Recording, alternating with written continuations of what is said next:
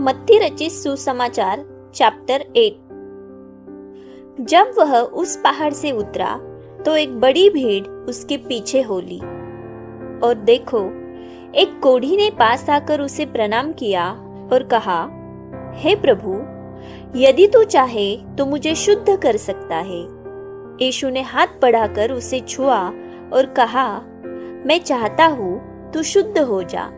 और वह तुरंत कोढ़ से शुद्ध हो गया। यीशु ने उससे कहा, देख, किसी से न कहना, परंतु जाकर अपने आप को याजक को दिखा और जो चढ़ावा मूसा ने ठहराया है उसे चढ़ा, ताकि लोगों के लिए गवाही हो। जब वह कफरनहूम में आया तो एक सूबेदार ने उसके पास आकर उससे विनती की, हे प्रभु, मेरा सेवक घर में लकवा रोग से बहुत दुखी पड़ा है। उसने उससे कहा, मैं आकर उसे चंगा करूंगा। सूबेदार ने उत्तर दिया, हे प्रभु, मैं इस योग्य नहीं कि तू मेरी छत तले आए, परंतु केवल मुख से कह दे तो मेरा सेवक चंगा हो जाएगा।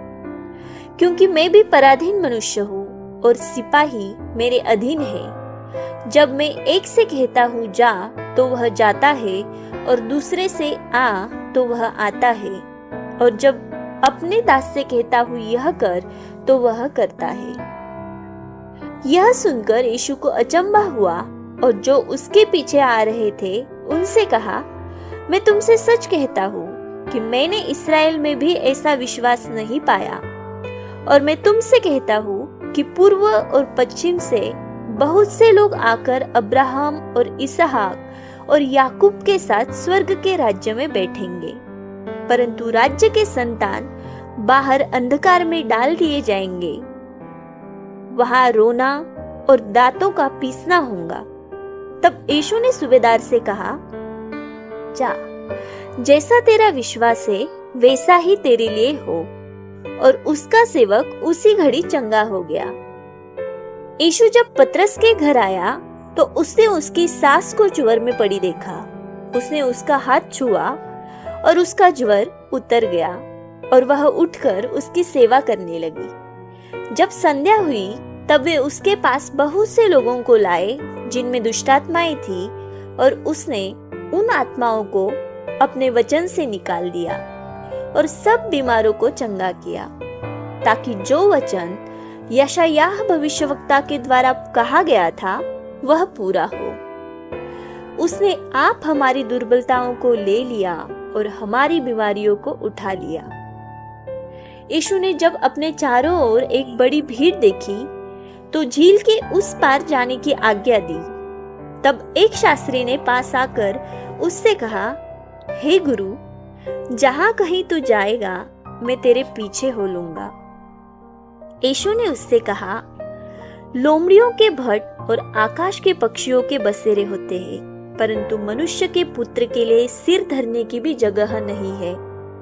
एक और चेले ने उससे कहा, हे प्रभु, मुझे पहले जाने दे कि मैं अपने पिता को गाड़ दूं। यीशु ने उससे कहा, तू मेरे पीछे हो ले और मुर्दों को अपने मुर्दे गाड़ने दे।